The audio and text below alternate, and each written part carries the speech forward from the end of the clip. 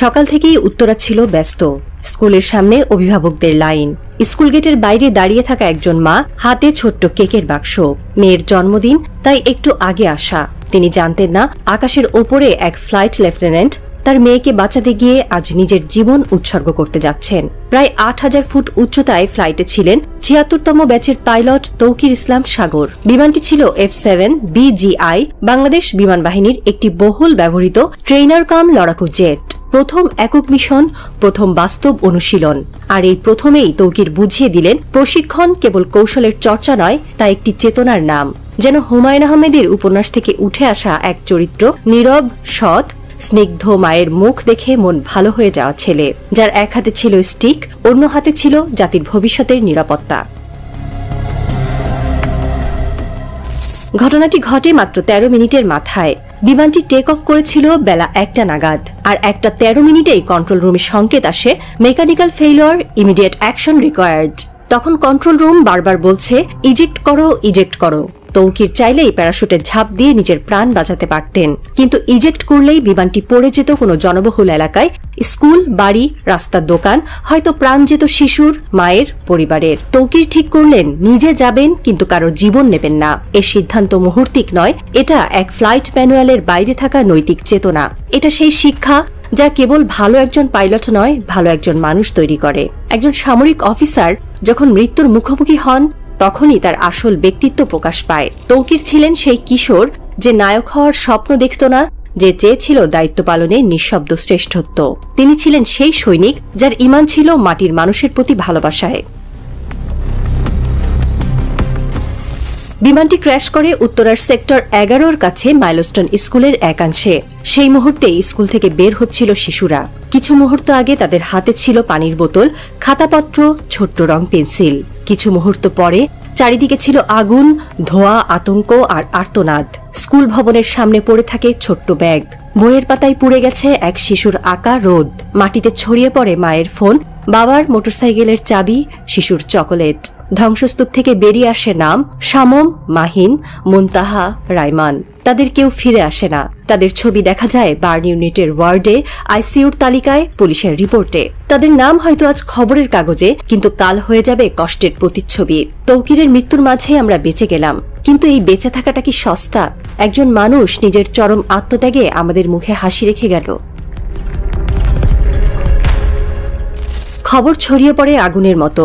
এয়ারফোর্সের প্রশিক্ষণ বিমানের দুর্ঘটনা, একজন পাইলট শহীদ।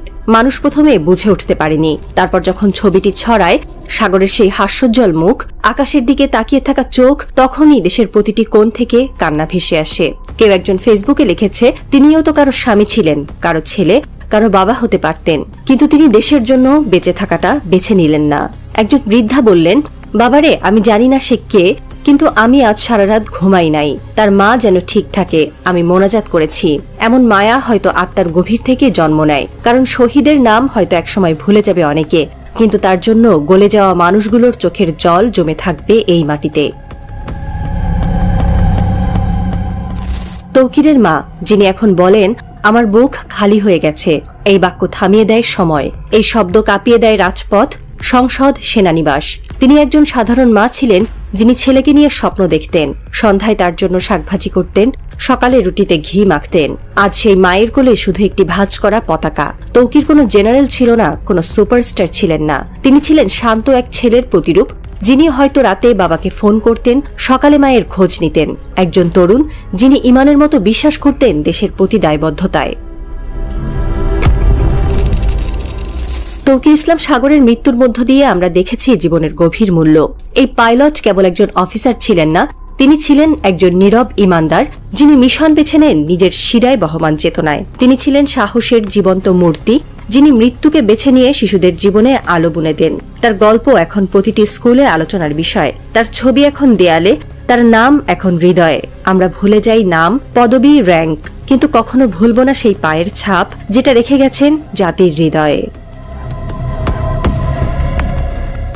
এই দুর্ঘটনার পর সেনাপ্রধান নিজে এসেছেন ঘটনাস্থলে। প্রেস ব্রিফিংয়ে কণ্ঠ ভারী। তৌকিরের আত্মত্যাগকে বলা হয়েছে একটি অনন্য সাহসিকতার পরিচয়, কিন্তু রাজনীতিতে নীরবতা। কেউ বলেনি কেন এত পুরনো মডেলের ট্রেনার এখনো ব্যবহৃত হচ্ছে, কেন বাজেট নেই নতুন ফ্লিট কেনার, কেন বেসামরিক এলাকার উপরে এত কম উচ্চতায় চালানো হয় অনুশীলন।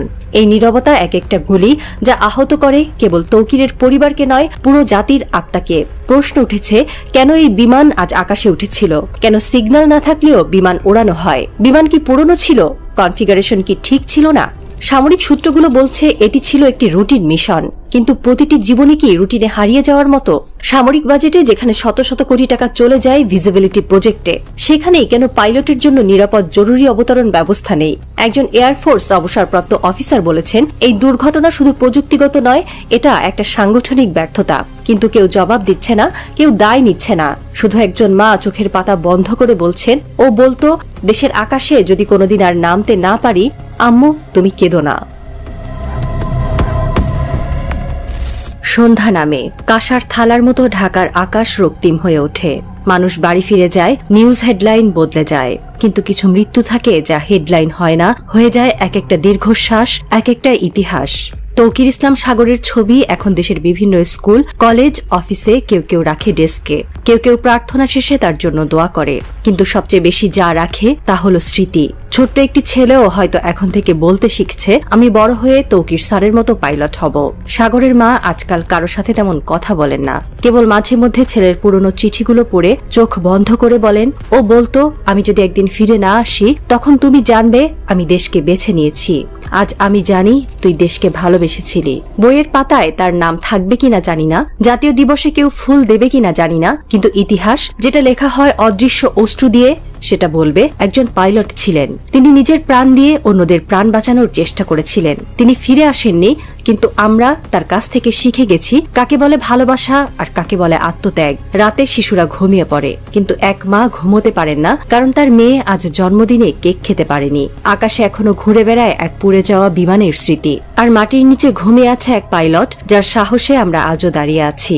সালাম তৌকির, আপনার সাহস আজ এক জাতির বিবেক, আপনার মৃত্যু আজ একটি প্রজন্মের জীবন্ত প্রতিজ্ঞা। আমরাও একদিন এমন দেশপ্রেমিক হব।